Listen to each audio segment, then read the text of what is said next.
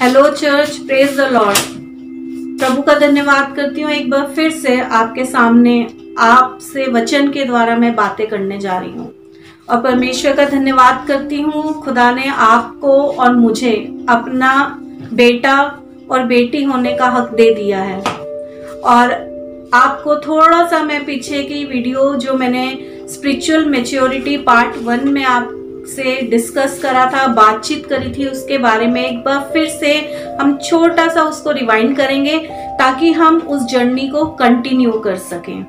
और मैं विश्वास करती हूँ इस जर्नी में मुझे मिलाकर आप भी आशीषित होंगे, क्योंकि इन दिनों प्रभु ने जो मुझे सिखाया, मैंने अपने स्पिरिचुअल मेंटर से जो सीखा, प्रभु ने मेरे आत्मा में डाला कि मैं उस चीज को शेयर करूं, अपने अंदर ना रखें हम।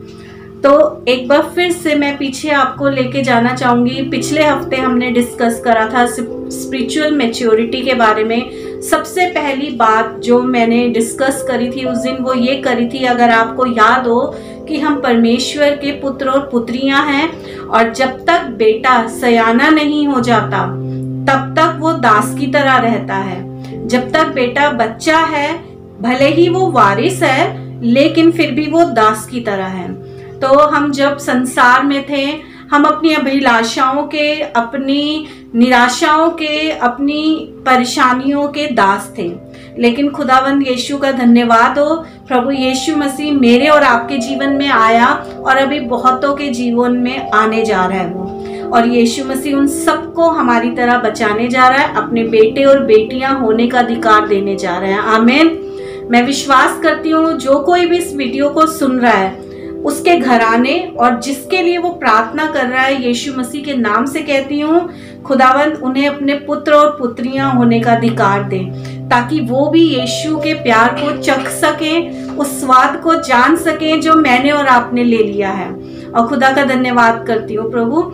और ये विश्वास कर रही हूँ, जैसे कि हमने पिछली बार पढ़ा था, हम उसके बेटे और बेटियां हैं, लेकिन अब हमें मैच्योरिटी की ओर बढ़ना है। अब हमें बालक नहीं रहना, अब हमें बढ़ना है आगे, अब हमें मैच्योर होना है, अब हमें वारिस बनने के लिए मैच्योरिटी के उस लेवल तक जाना है जहां पर मेरे पिता की सारी प्रॉपर्टी की मैं अधिकारी हूँ।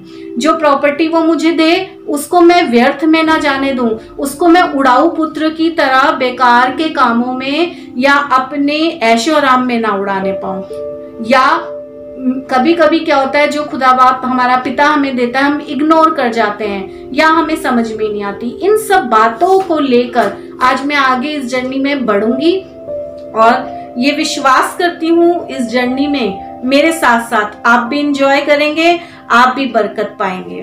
तो जैसे कि अब हमने डिस्कस करा, हम परमेश्वर के बेटे और बेटियां हैं और अब हम बच्चे नहीं। पिछली बार आपने और मैंने कन्फेस भी करा था, अब हम बालक नहीं हैं, अब हम सयाने हो गए हैं, अब हम मैच्योर हो गए हैं। अब हम अपने पिता की प्रॉपर्टी के अथॉरिटी को लेकर उसको आगे जीवन में चल सकते हैं। उस अथॉरिटी लेटर को लेकर हम उन कामों को कर सकते हैं जो मेरे और आपके पिता ने, स्वर्गीय पिता ने, प्रभु यीशु मसीह ने करे थे। आज इस जर्नी में एक कदम और बढ़ाने जाऊंगी और मेरे साथ आप निकाल के पढ़ सकते हैं। वचन के द्वारा हम शुरुआत करेंगे। हिब्रू 5:14 यानी इब्रानियों उसका 5वां अध्याय और उसकी 14 आयत में कुछ इस तरीके से लिखा है, पर अनसयानों के लिए है जिनकी ज्ञान इंद्रियां अभ्यास करते करते भले बुरे में भेद करने में निपुण हो गई है। अन किसके लिए है? सियानों के लिए। कहिए, आप मेरे साथ कह सकते हैं, मैं सियानी हूं, मैं सियाना हूं, मैं मैच्योर हूं। क्यों? क्योंकि अब मैं प्रभु के साथ साथ चल रही हूं, अब मैं प्रभु में मैच्योर हो गई हूं। तो ये वर्ष बता रही है कि अनसयानों के लिए है। अन्न किसके लिए है? सयानों के लिए है। आपको पता होगा, आप सब जानते हैं, छोटे बच्चे को हम कभी रोटी नहीं देते, खाना नहीं देते, 6 मंथ्स तक वो दूध पीता है, उसके बाद धीरे धीरे करके उसको हम खाना खिलाना शुरू करते हैं। ऐसे ही हम प्रभु में जब बड़े होने लगते हैं, धीरे धीरे करके प्रभु मुझे और आपको थोड़ा थोड़ा करके अन्न खिलाने लगता है, धीरे धीरे करके सब्जियां खिलाने लगता है, धीरे धीरे करके मीट खिलाने लगता है। हालेलुया। तो परमेश्वर मुझे और आपको उसी मैच्योरिटी के लेवल पे ले जाना चाहता है जहां पर जाके हम सब कुछ खाएं और हमें डाइजेस्ट हो जाए, हम किसी भी चीज को वेस्ट ना जाने दें। और यहाँ लिखा है कि अन्न सयानों के लिए है। आगे बड़ी अच्छी बात है, जिनकी ज्ञान इंद्रियां, यानी जो सयाने हो चुके हैं, जो मैच्योर हो चुके हैं, वो क्या है? उनकी ज्ञान इंद्रियां। ज्ञान इंद्रियां यानी कि इंग्लिश में अगर आप पढ़ेंगे तो वहां लिखा है सेंसेस। हमारे सेंसेस, हमारी ज्ञान इंद्रियां अभ्यास करते करते भले बुरे में भेद करने में निपुण हो गई है। यानी हमें क्या करना है? ये आयत हमें क्या समझा रही है? सबसे पहला काम हमें मैच्योरिटी में बढ़ने के लिए क्या करना है? हमें अपनी ज्ञान इंद्रियों को, हमें अपने सेंसेस को क्या करना है? अभ्यास करते करते मैच्योर करना है। अभ्यास यानी एक्सरसाइज करते करते। कुछ भी दिन एक ही काम में नहीं सीख जाते। कुछ भी काम, एक बच्चा है जब चलना सीखता है तो वो समय लेता है, 1 बार गिरता है, 2 बार गिरता है, 4 बार गिरता है, लेकिन 5वीं बार वो उठ के चलने लगता है, 6ठी बार में वो दौड़ने लगता है। इसी तरीके से मैं और आप, अब हम बच्चे नहीं हैं, मैच्योर हैं और हम सियाने हैं और अब हम अन्न खाने वाले हो चुके हैं। हम दूध पीने वाले बालक नहीं रहे। जैसे पौलुस ने कहा था कि दूध पीने वाले बालक हो तुम, अभी तुम्हें अन्न अभी तक मैच्योर हो जाना चाहिए था, अन्न खाने वाले सियाने हो जाना चाहिए था। जब हम अन्न को, आज ये जो वचन मैं आपसे शेयर कर रही हूँ, मैं आपको सच बता रही हूँ, अगर आप इस वचन को फॉलो करेंगे, क्योंकि ये बहुत गहरा वचन है जिसे शायद हमने कभी जल्दबाजी में इस मसीह दौड़ में रुककर सोचा भी नहीं होगा। आज मैं वही ध्यान लेके जा रही हूँ, जैसे पौलुस ने कहा, वापस मैं वहीं आऊंगी वचन के अंदर। पौलुस ने जैसे कहा कि अन्न सयानों के लिए है। अन्न किसके लिए है? कहिए मेरे लिए। आपको एक आज की बताती हूँ बाइबल पढ़ने का राज। जब भी आप बाइबल में लिखा हो कि तुम्हारे लिए ऐसा हो या सयानों के लिए, उसकी जगह आप अपने आप को मैं कर लीजिए। उसको कहिए प्रोनाउंसिएशन में कि मैं। आप कह सकते हैं मैं अब सयानी हो गई हूँ, मैं अब सयाना हो गया हूँ और अब मैं अन्न खाने वाली हूँ। और जब अन्न खाने वाली हूँ तो मेरी ज्ञान इंद्रियां, मेरे सेंसेस जो हैं क्या करते हैं? अभ्यास करते करते परफेक्ट हो जाते हैं।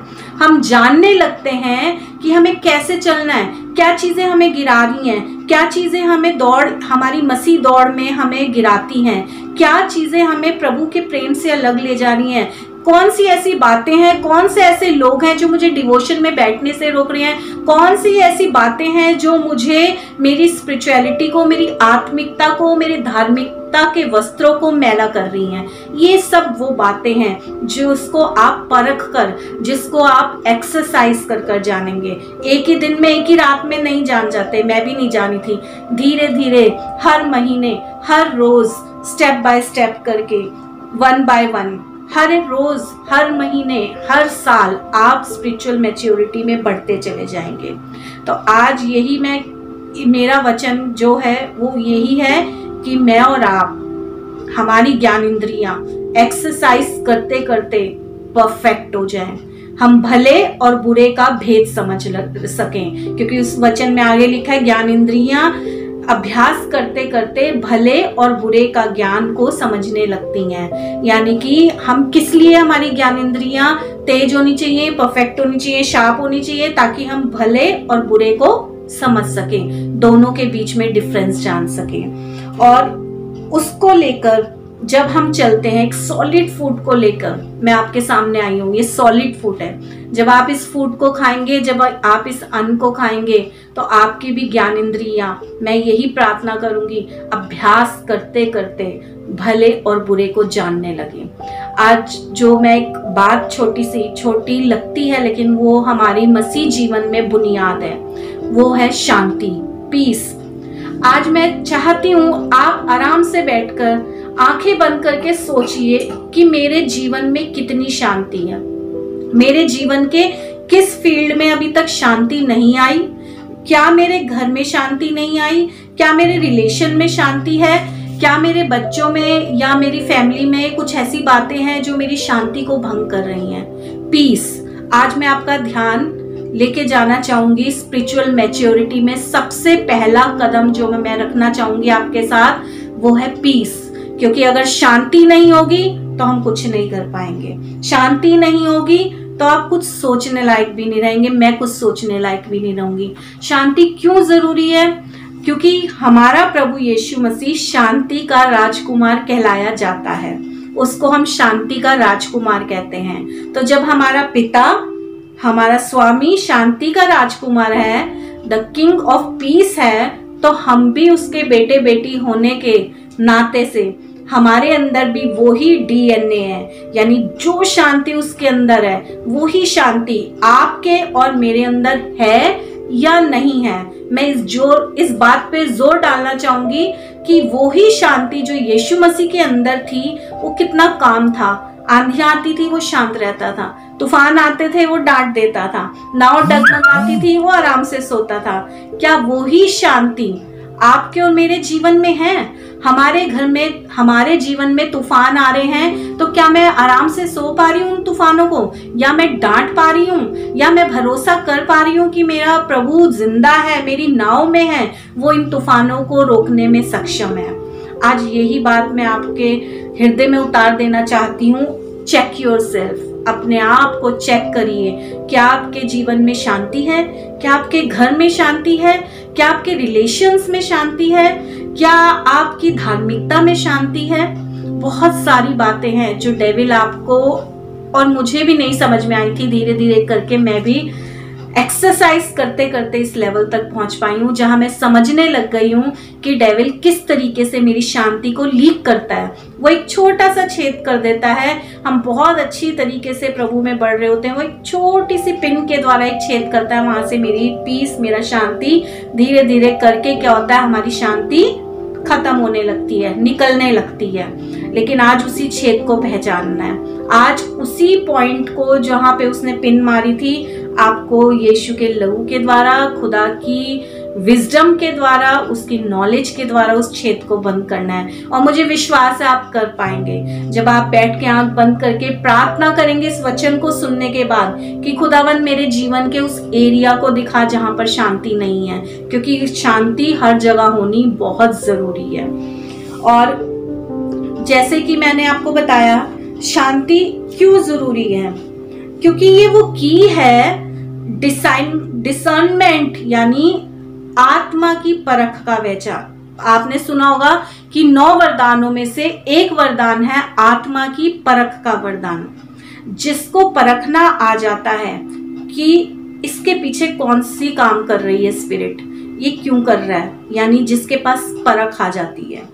याद रखिएगा मेरी बात, जिसके पास परख आ जाती है, परख ही वो चाबी है, वो कुंजी है जिसको आप लगा के शांति को अपने जीवन में ला सकते हैं।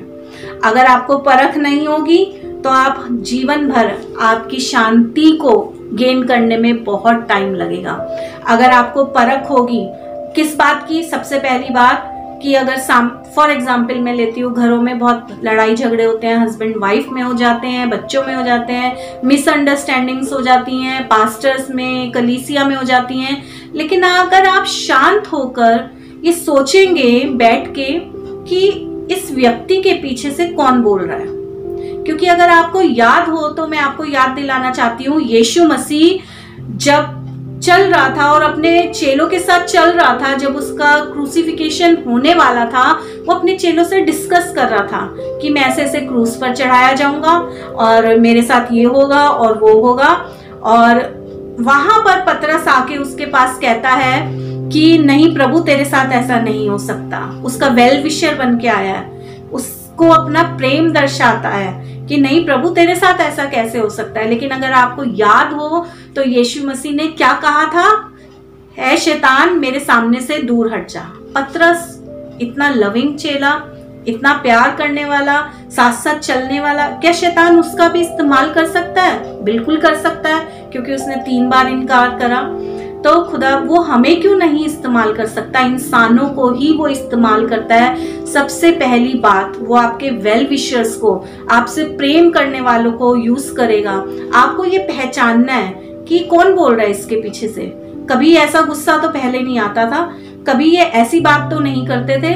पहले बच्चे इस तरीके से क्यों नहीं बोलते थे? आजकल बच्चों को क्या हो गया, ये कैसे बोल रहे हैं, पलट के जवाब दे रहे हैं। आजकल हमारे पादरी साहब को क्या हो गया है, ये क्या हो रहा है, मुझे कुछ समझ में नहीं आ रहा। तो सबसे पहले आपको परखना पड़ेगा कि उस व्यक्ति के पीछे कौन सी स्पिरिट काम कर रही है। जब आप इस बात को परख जाएंगे कि उस व्यक्ति के पीछे जो आपसे बहुत प्यार करता है, जो आपसे की बहुत केयर करता है, कि कौन काम कर रहा है, तो आपको एक्सरसाइज, ये कैसे पता चलेगा? एक्सरसाइज करते करते। 1 बार पता नहीं चलेगा लड़ाई होगी, 2 बार पता नहीं चलेगा, 3 बार, लेकिन जब आप दुआ करना शुरू करेंगे इस चीज के लिए, पवित्र आत्मा की हेल्प मांगेंगे, पवित्र आत्मा आपको वो वरदान देगा कि आप परख सकें, आत्माओं को परख सकें। जब आप आत्मा को परख लेंगे तो आपके जीवन में, आपके दिल में शांति आनी शुरू हो जाएगी, क्योंकि आपको समझ में आ जाएगा, आपकी बुद्धि खुल जाएगी कि अरे ये तो जो लड़ रहे हैं ये मेरे हस्बैंड नहीं है, ये मेरे पादरी साहब नहीं है, इनके पीछे तो ये दुष्ट काम कर रहा है ताकि मुझे निराश कर सके, ताकि मुझे गिरा सके, ताकि मुझे वचनों से गिरा सके, ताकि मैं उस लेवल तक ना पहुंच सकूं जहां खुदावन मुझसे और आपसे चाहता है। तो सबसे पहले आप पहचानिए कि किस व्यक्ति के अंदर कौन सी स्पिरिट काम कर रही है। दूसरी चीज, आप पहचानिए कि अगर वो काम कर रही है तो वो क्यों कर रही है, ऐसा वो क्यों कर रहा है, शैतान क्यों चाहता है कि उस व्यक्ति के द्वारा आपको गिराए, क्यों? उसका एक ही गोल है, एक ही मोटिव है। मेरी बात हमेशा याद रखिएगा, दुष्ट की, क्योंकि वो आपको छू भी नहीं सकता, आप यीशु के लहू के द्वारा खरीदे गए हैं और बिना परमेश्वर की आज्ञा के वो आपको छू भी नहीं सकता। अय्यूब की पुस्तक इस बात का प्रूव है कि बिना खुदा बाप की इजाजत के बिना आपको डेविल छू भी नहीं सकता, कोई भी चीजें छू नहीं सकती। लेकिन फिर भी वो क्या करता है? आपकी शांति को चुराने की कोशिश करता है, आपकी शांति को लीक करने की कोशिश करता है। आप आज बहुत खुश हैं, आज आपने खुदा से बहुत बातें करी, बहुत देर प्रार्थना करी, डिवोशन करा, बहुत अच्छी वर्शिप करी, लेकिन अचानक से शाम होते होते पता नहीं ऐसा क्या हो गया, पता नहीं क्या हो गया, घर में एक छोटी सी बात हुई और मेरा सारा जॉय, मेरी सारा आनंद बिल्कुल खत्म और मेरे मन से शांति बिल्कुल पड़ लगा के उड़ गई। तो यही वो चीजें हैं, यही वो बातें हैं जो वो आपके जीवन में करना चाहता है, मेरे जीवन में करना चाहता है। वो आपकी और मेरी शांति को भंग करना चाहता है, वो आपकी और मेरी शांति को लीक करना चाहता है, हमसे दूर करना चाहता है। क्योंकि मैं आपको बताऊं, जब हम शांत होते हैं, जब हम शांति के साथ आगे चलते हैं, तो हमारा दिमाग बहुत परफेक्ट काम कर रहा होता है, हम खुदा के साथ बहुत अच्छे कनेक्शन में होता है। या आपने देखा होगा, जब आप शांत होते हैं, आपका मन शांत होता है, आप खुश रहते हैं, आपका कनेक्शन खुदा बाप से बहुत अच्छा होने लगता है और जो खुदा बाप आपसे कह रहा है, आप हेवनली ब्लेसिंग्स को रिसीव करने लगते हैं अपने अंदर और उन ब्लेसिंग्स को एक्टिवेट करने लगते हैं, उन कामों को करने लगते हैं जो खुदावंद आपसे कहता है। लेकिन अगर आपके मन में शांति नहीं है तो आप परमेश्वर की आवाज को भी नहीं सुन सकेंगे। कभी कभी आप भटक जाएंगे, मैं भटक जाऊंगी अगर शांति नहीं है। क्यों? क्योंकि मेरे अंदर वो शांति नहीं है, मेरे अंदर तो एक तूफान चल रहा है। उस तूफान को देखकर मेरे कान यीशु मसीह की आवाज नहीं सुन पा रहे, मेरे कान जो है खुदा के साथ ट्यून्ड थे वो अनट्यून्ड हो जाते हैं, कहीं ना कहीं कनेक्शन डिस्टर्ब हो जाता है। किस वजह से? उन तूफानों की वजह से। आपने देखा होगा, जब बारिश होती है या नेटवर्क प्रॉब्लम होती है तो हम अगर फोन पे किसी से बात कर रहे होते हैं, बार बार फोन डिस्टर्ब होता है, बार बार चीजें, हमें आवाज ना उधर से सुनाई देती ना हमारी जाती, हम जोर जोर से बोले तब भी नहीं जाती। इसी तरीके से वो आपके जीवन में एक तूफान को लाने की कोशिश करता है जो कि आपका और खुदा का कनेक्शन तोड़ दे, आपकी को और खुदा को दूर कर दे, आपके कानों को उसकी तरफ से अनट्यून्ड कर दे। यही वो की है डिसर्नमेंट की, पहचान वो की है जो आपकी शांति को प्रोटेक्ट करेगी, जो आपकी शांति को थामे रहेगी। डिसर्नमेंट का वरदान, परख की आत्मा का वरदान मांगिए प्रभु से और कहिए, खुदा बाप मैं ये समझ सकूं कि सामने वाला मुझसे लड़ रहा है तो क्यों लड़ रहा है, अगर ये लड़ रहा है तो इसके पीछे कौन लड़ रहा है। जब आप इन बातों को समझने लग जाएंगे, आप अन्न खाते खाते मैच्योर हो जाएंगे। आपकी ज्ञान इंद्रियां एक्सरसाइज, अभ्यास करते करते भले और बुरे का भेद करना शुरू हो जाएंगी। आप जानने लगेंगे, अरे ये तो इसके पीछे, पतरस के पीछे तो डेविल बोल रहा है, यीशु मसीह ने उसको डांट दिया था, खत्म कहानी, है ना। लेकिन यहाँ पर जब आप ऐसे ही अपने घर में करना शुरू करेंगे कि किसके पीछे, लेकिन हमें डांटना नहीं है, आप डांटिएगा मत किसी को, बस आप पहचानिएगा इसके पीछे कौन कर रहा है। अकेले में जाइए, रूम बंद करिए, डिवोशन में बैठिए, घुटनों पे आइए और खुदा में होकर उस चीज को कमांड करिए। कहिए कि तू मेरी शांति को, मेरे घर की शांति को, मेरे बच्चों के, मेरे फैमिली की शांति को चुरा नहीं सकता, क्योंकि मैं शांति के राजकुमार की बेटी हूं और शांति मेरे डीएनए में। Hallelujah, praise the Lord. खुदा का आत्मा मुझसे कह रहा है, मैं आपसे कह दूं इस बात को कि पीस आपके डीएनए में है, शांति आपके डीएनए में है, कहीं बाहर नहीं है, उसे बाहर मत ढूंढिए। शांति आपके डीएनए में है, मेरे डीएनए में है, बस मुझे उसे प्रोटेक्ट करना है, मुझे उससे प्रोटेक्ट करना है। जिस दिन खुदा का रूह मेरे अंदर आके रहता है, आपके अंदर आके वास करता है, उस दिन ही आप शांति के राजकुमार यानी परमेश्वर के डीएनए से भर जाते हैं। उसका डीएनए आप में आ चुका है, मुझ में आ चुका है, तो वो कहीं बाहर नहीं है, उसको बस प्रोटेक्ट करिए। प्रोटेक्ट योर पीस, आपको अपनी शांति को प्रोटेक्ट करना होगा। एक और आयत मैं आपको पढ़वाना चाहती हूँ। पहली बात तो ये थी जो मैंने आपको बताई कि परख होनी चाहिए। दूसरी बात मैं आपसे ये बताना चाहूंगी, every day focus on your developing our mental capacity. रोज हमें अपने मेंटली कैपेसिटी को, यानी कि अपनी सोच को, अपने दिमाग की कैपेसिटी को बढ़ाना है, डेवलप करना है, बढ़ाना है। क्योंकि जैसे जैसे आप देखिए, एक बच्चा होता है जो 4 साल का बच्चा होता है, उसको वो बातें नहीं पता जो 14 साल के बच्चे को पता है। जो 14 साल के बच्चे को बातें पता हैं, वो 4 साल के बच्चे को नहीं पता। जब आप 50 की उम्र में आ जाएंगे, 40 की उम्र में आ जाएंगे, तो आप 4 और 14 वाली एज की बातें नहीं करेंगे, क्योंकि आप मैच्योर हो चुके होंगे।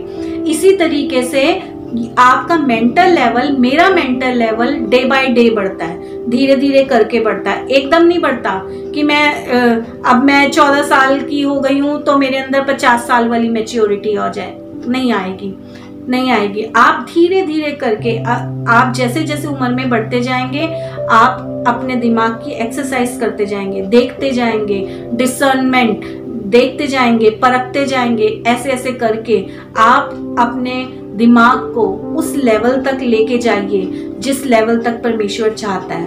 अपने दिमाग को रोज, अपने दिमाग की कैपेसिटी को बढ़ाइए, अपने स्पिरिचुअल माइंड को और डेवलप करिए, अपने इस ब्रेन को, अर्थली माइंड को भी डेवलप करिए। ऐसा नहीं कि सिर्फ खुदा को हमारी स्पिरिचुअल लाइफ से मतलब है, उसे हमारी इस वर्ल्डली लाइफ से भी मतलब है। इसीलिए हमें दोनों तरीके से बढ़ना है, स्पिरिचुअली भी और वर्ल्डली भी।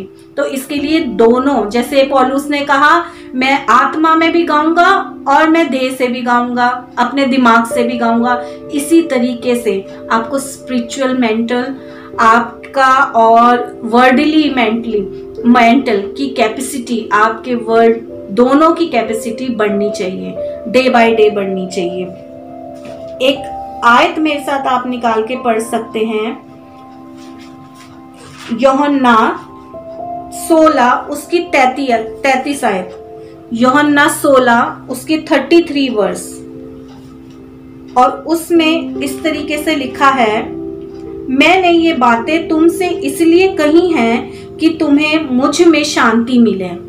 खुदावन यहाँ पर बातें कर रहा है आप इसके नीचे पढ़ेंगे तो कि मैंने संसार पे विजय पा ली है, डरो मत, मैंने सब कुछ पर अपना अथॉरिटी कर ली है, मैंने अधिकार कर लिया है। और यहाँ पर यीशु मसीह कह रहा है मैंने ये बातें तुमसे इसलिए कही हैं कि तुम्हें मुझ में शांति मिले। आमीन। मुझे और आपको यीशु मसीह ने किस लिए कही है बातें? कि मुझे और आपको यीशु मसीह में क्या मिले? शांति मिले। और आगे लिखा है संसार में तुम्हें कलेश होता है, परंतु ढांढस बांधो, मैंने संसार को जीत लिया है। Praise the Lord. संसार में, इस संसार में रह के आपको कलेश होगा, परेशानियां होंगी, स्मूथ नहीं चलेगा सब कुछ, लेकिन फिर भी खुदावंद यहाँ क्या कह रहा है कि ढांढस बांधो, अपने आप को संभालो, अपने अंदर पेशेंस रखो कि मैंने सब कुछ को जीत लिया है। आज नहीं तो कल सब कुछ सही हो जाएगा, आज नहीं तो कल हम सब कुछ सही हो जाएगा। इस बात को जब आप यहाँ बिठा लेंगे तो आप कभी भी हार नहीं मानेंगे।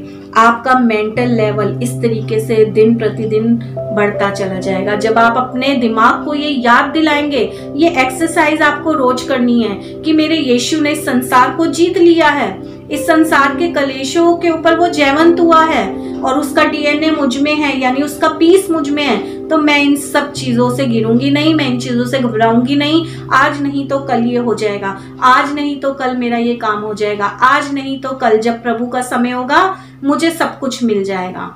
जब ये बात आप दिमाग में बिठा लेंगे तो आपका दिमाग धीरे धीरे धीरे धीरे करके मैच्योरिटी की ओर जाने लगेगा, आपका मेंटल कैपेसिटी बढ़ने लगेगी। इस तरीके से ये दूसरी बात है। पहली बात जैसे आपको याद दिलाऊं, डिसर्नमेंट, आपको पहचानना है।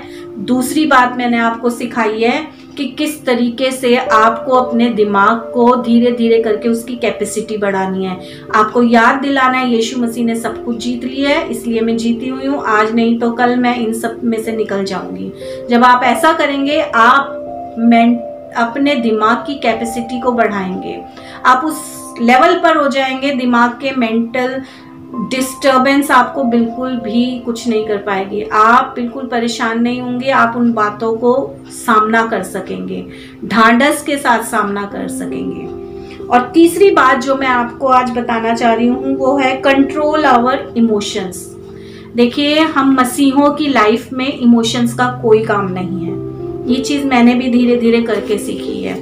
हम क्या होते हैं, हम बड़े, क्योंकि हम इंसान हैं और इंसान की फितरत होती है कि हमारे अंदर इमोशंस इनडेवलप है, ये खुदा की ओर से ही है, हमें इमोशंस दिए गए हैं। इमोशंस यानी हम किसी से प्यार करते हैं तो जाहिर करते हैं, हम किसी से नफरत करते हैं, हम किसी से चिढ़ते हैं, हमें किसी की बात बुरी लगती है, किसी की बात अच्छी लगती है। और इमोशंस क्या है, हमें दर्द होता है। और इमोशंस क्या है, बहुत सारे इमोशंस हैं जुड़े हुए हैं तरह तरीके की बातों से, लोगों से। हम इंसानों के अंदर इमोशंस हैं। तो जो मनुष्य अपने इमोशंस को कंट्रोल करना जान जाता है वो इस बड़े ड्रामे से बच जाता है। जी हाँ, मैं ड्रामा कह रही हूँ, ये शब्द फिर से रिपीट करूंगी, मैं ड्रामा, क्योंकि डेविल क्या कर रहा है, एक ड्रामा क्रिएट करता है आपके सामने। वो ड्रामा क्या होता है, आप फॉर एग्जाम्पल, चलिए एक एग्जाम्पल लेते हैं। मान लीजिए, एक आम उदाहरण ले रही हूँ, जैसे मान लीजिए हस्बैंड वाइफ में लड़ाई हुई, हस्बैंड वाइफ में लड़ाई हुई, आज, कल थोड़ा सा सही हो गया, परसों फिर धीरे धीरे सही हो गया, चौथे दिन बिल्कुल सब कुछ नॉर्मल हो गया, फिर वैसे ही बोल रहे हैं, फिर वैसे ही प्यार कर रहे हैं, फिर वैसे ही घूम रहे हैं, फिर एक दूसरे की केयर कर रहे हैं। क्यों? उसके 4 दिन बाद, लड़ाई के 4 दिन बाद जब सब कुछ वैसा ही हो जाता है तो हमें क्या लगता है कि ये तो एक ड्रामा सा। अगर आप सोच के देखिए, आज आप सोच के देखिए, मैंने इस बात पे बहुत बहुत बहुत ज़्यादा काम करा है और मैंने इसको देखा है कि ये तो एक तरीके से बार बार ड्रामा होता है। लड़ाई होती है फिर वैसे ही हो जाता है, लड़ाई होती है फिर वैसे ही हो जाता है, तो फिर हम क्यों मुंह फुलाएं, तो फिर हम क्यों इधर उधर भागें। ये एक एग्जाम्पल बता रही हूँ। आपकी लाइफ में कुछ भी ऐसी बात हो सकती है जो आपकी इमोशन से जुड़ी हुई है, जो आपके पीस को लीक कर रही है। उसी बात पे फोकस करिए, फोकस करिए उस बात को जो आपके पीस को चुरा रही है। फोकस करिए उन लोगों पर जो आपकी शांति को भंग कर रहे हैं, जो आपकी शांति पर पिन मार रहे हैं। उन लोगों से नहीं हमें लड़ना, उन लोगों के पीछे चल रही चीज़ों जो वो करवा रही हैं उनसे हमारी लड़ाई है। क्योंकि लिखा है इफिसियों में, हमारा युद्ध मांस और लहू से नहीं है, उन प्रधानताओं से, उन अधिकारियों से हैं जो हमारे ऊपर रहती हैं, जो डेविल की हैं। तो यहाँ पर क्या लिखना, यहाँ पर मैं तीसरा पॉइंट बताना चाहूँगी, ये इमोशनली ड्रामा डेविल हमारे जीवन में, हमारे घरों में, हमारी लाइफ में बहुत बार क्रिएट करता है। 4 दिन बाद, 2 दिन बाद सब कुछ नॉर्मल हो जाता है, फिर हमें लगता है यार ये तो ड्रामा हो रहा है, रोज रोज लड़ाइयाँ होती हैं, फिर वैसे ही हो जाता है। ये इमोशनली ड्रामे से बचने के लिए आपको इमोशंस को कंट्रोल करना है, क्योंकि जो वो 4 दिन हम लड़े, वापस वहां तक आने में हमारे 4 दिन वेस्ट हो गए। हमारा टाइम क्या हुआ? वेस्ट हुआ।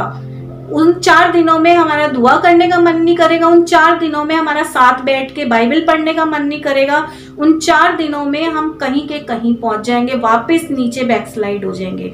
इसीलिए तीसरी ये बात है मेरी, याद रखिएगा, अपने इमोशंस को कंट्रोल करना सीखिए। अगर आपको गुस्सा आ रहा है किसी के लिए तो उसे कंट्रोल करिए, और मन ही मन में दुआ करिए, कहिए होली स्पिरिट मेरी मदद कर, मैं ऐसे ही करती हूँ, मैं आपको अपना बता रही हूँ पर्सनल। अगर मुझे अपने बच्चे पे या किसी पे गुस्सा आ रहा होता है, मैं मन ही मन में ही कहने लगती हूँ, होली स्पिरिट मेरी टंग पे कंट्रोल करिए, मैं कुछ भी ऐसी बात ना बोलूं जिससे लड़ाई हो।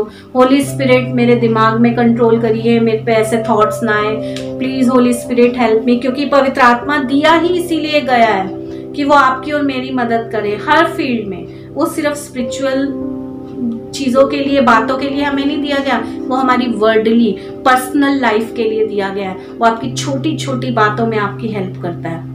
इसी तरीके से मैं करती हूँ, होली स्पिरिट की हेल्प मांगने लगती हूँ। खुदा से बात करिए और कहना शुरू करिए कि प्रभु मैं अपने इमोशंस पे कंट्रोल कर सकूं। अगर मुझे गुस्सा आ रहा है तो मैं अपने मुंह से ऐसे कोई वर्ड ना निकालूं जो सामने वाला हर्ट हो जाए, क्योंकि 4 दिन बाद फिर उसी सामने वाले के साथ बैठ के आपको खाना खाना है, 4 दिन बाद फिर आपको अपने बच्चे से बात करनी है। तो इस ड्रामे को कंट्रोल करने के लिए मुझे और आपको अपने इमोशंस को कंट्रोल करना पड़ेगा, क्योंकि वो 4 दिन जहाँ मेरे स्पिरिचुअल लाइफ की उड़ान के दिन थे, वो मेरे लैंडिंग के दिन ना बन जाए, वापस मेरा प्लेन लैंड ना होने लगे। इसीलिए उन 4 दिनों को बचाने के लिए, अपने आप को उन लेवल्स पे ले जाने के लिए जहां खुदा मुझे और आपको ले जाना चाहता है, अपने इमोशंस को कंट्रोल करना हमें सीखना पड़ेगा, ताकि ये बार बार जो डेविल ड्रामा क्रिएट करता है हमारे चारों ओर, हमारे फैमिली में, हमारे घरों में, हमारी जॉब्स में, जरूरी नहीं है घर में, जॉब्स में बहुत बार बॉसेस के साथ लड़ाई होती है, फिर 2 दिन बाद बोलने लगते हैं, फिर 2 दिन बाद हमें वही बॉस अच्छा लगने लगता है, फिर 2 दिन बाद वो हमारी केयर करने लगता है, हम उसकी केयर करने लगते हैं। तो वो 2-4 दिन हम क्यों वेस्ट करें? इस इमोशंस को कंट्रोल में करना सीखना है हमें। जब हम इन इमोशंस को कंट्रोल करने लगेंगे तो उन हेवनली ब्लेसिंग्स को, क्योंकि ये इमोशंस हमारे ध्यान को, हमारे दिमाग को क्या करता है, आसमानी बातों को और स्पिरिचुअल बातों से, स्पिरिचुअल चीजों से हटा के अर्थली चीजों पर, अर्थली बातों पे लगाता है। और अर्थली बातें जो हैं, जो धरती की बातें हैं, वो मुझे गुस्सा दिलाती हैं, वो मेरी शांति को खराब करती हैं। लेकिन वो 4 दिन जो आप 4 दिनों में उन चीज़ों से निकल रहे हैं, वहाँ पर आपकी स्पिरिचुअल लाइफ बहुत इफेक्ट हो रही है। तो इसीलिए क्या करना है, उन 4 दिनों को मुझे प्रोटेक्ट करने के लिए अपने इमोशंस को क्या करना पड़ेगा, कंट्रोल करना पड़ेगा। मुझे और आपको अपने इमोशंस के लिए, जैसे मैंने पहली वर्स में पढ़ा था, मेरी और आपकी ज्ञान इंद्रियां क्या हो जाए, अभ्यास करते करते इन सब बातों को हम एक्सरसाइज रोज रोज करते करते ही सीखेंगे, एकदम नहीं सीखेंगे। लेकिन टाइम वेस्ट ना करके, हो सकता है, मैं ये दुआ करती हूँ जो भी ये सुन रहा है वो अभी से ही डिसीजन ले और अभी से ही कहना शुरू करे, खुदावन मेरे इस जीवन के या इस फील्ड में यहाँ पर शांति नहीं है, और आज से मैं एक्सरसाइज करना स्टार्ट कर रहा हूँ, आज से मैं यहाँ काम करना शांत कर रहा हूँ, आज से मेरी मदद करिए, मैं अपने इमोशंस को कंट्रोल कर सकूँ। जब ये कहना शुरू करेंगे, प्रभु आपकी मदद करने लगेगा। जब हम पूरे तरीके से इन सब बातों से फ्री हो जाएंगे, यानी अर्थली बातों से फ्री हो जाएंगे, तो हमारा मन हेवनली बातों पे लगेगा, हमारा मन खुदा की आवाज़ को सुनने में लगेगा। तो यही वो चीज़ है, शांति एक ऐसी चीज़ है, अगर आपके पास नहीं है, आपके जीवन में नहीं है, आपको कुछ भी अच्छा नहीं लगेगा, आपको ना दुआ करनी अच्छी लगेगी, ना वचन पढ़ना, ना किसी से बात करना, ना खाना, ना पहनना ओढ़ना अच्छा। तो यही वो चीज़ है शांति आपके जीवन में, जो आपके डीएनए में प्रभु यीशु मसीह के द्वारा दे दी गई है।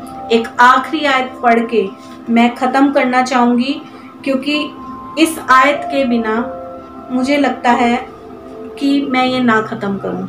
मेरे साथ पढ़ सकते हैं हम दूसरा थिस्सलुनीकियों उसका 3रा अध्याय, दूसरा थिस्सलुनीकियों 3रा अध्याय और उसकी 16वीं आयत में लिखा है, अब प्रभु जो शांति का सोता है, हालेलुया, हमारा प्रभु यीशु मसीह, कह सकते हैं आप मेरे साथ, मेरा प्रभु यीशु मसीह शांति का सोता है।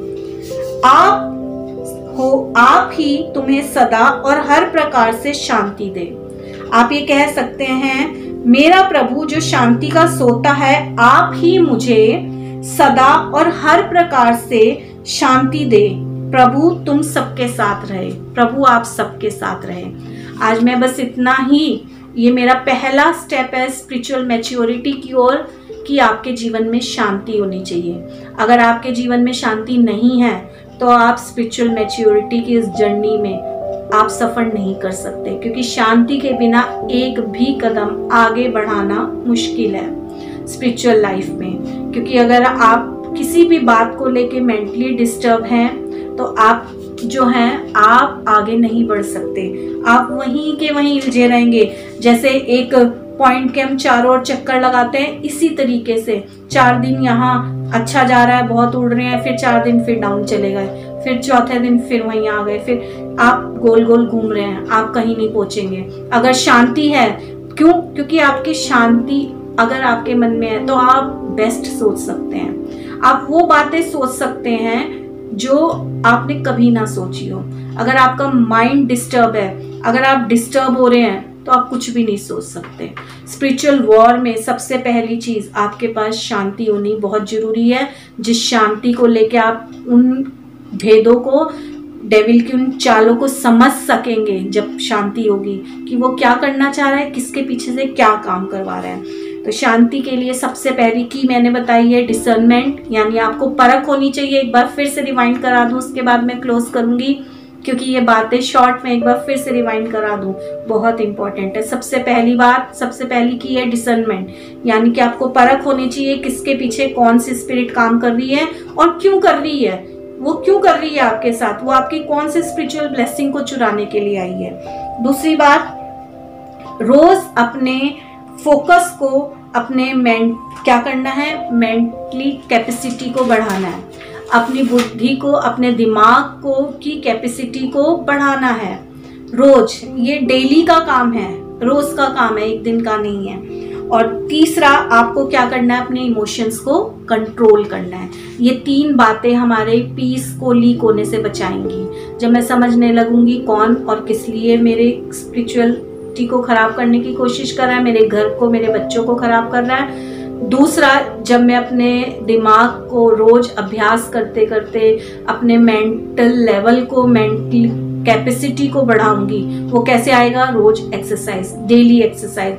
आप जिम जाते हैं या एक्सरसाइज करते हैं तो डेली करते हैं बिना नागे के, तभी आप उस गोल को अचीव कर पाते हैं जो आपने सोचा है।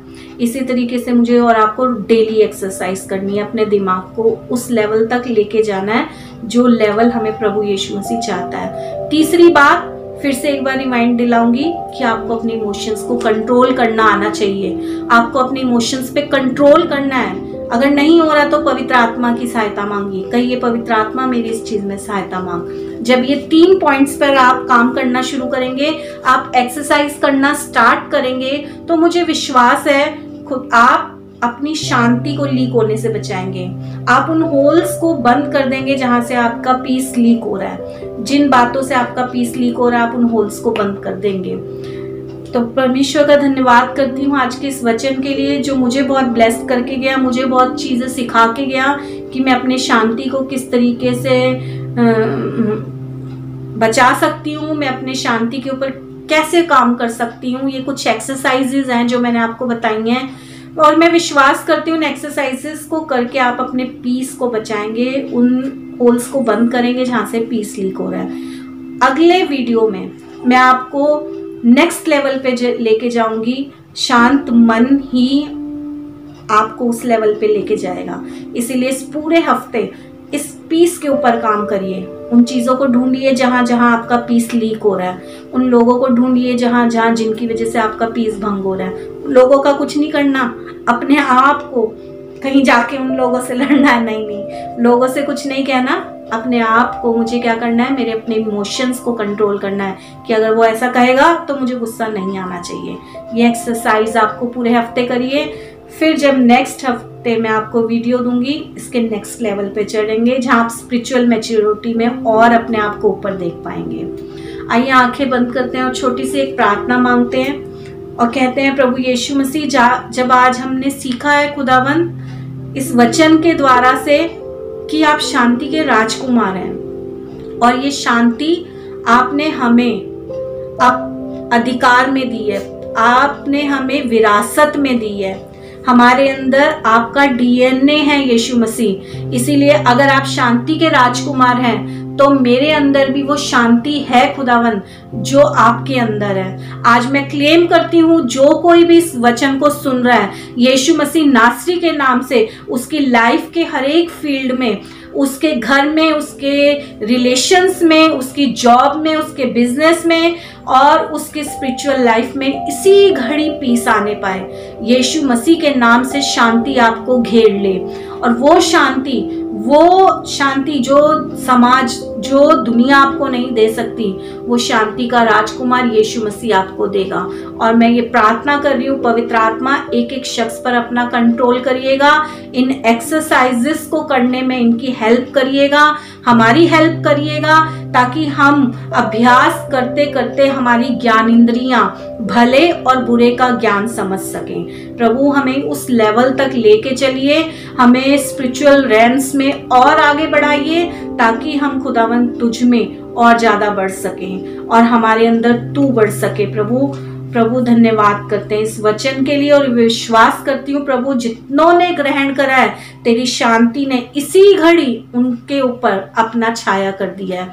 तेरी शांति उनके जीवनों में, घरों में, उनके कामों में इस समय आ चुकी है। प्रभु धन्यवाद करती हूँ इस शांति के लिए। प्रभु धन्यवाद करते हैं, यीशु मसीह के नाम से मांगते हैं, आमीन। शालोम।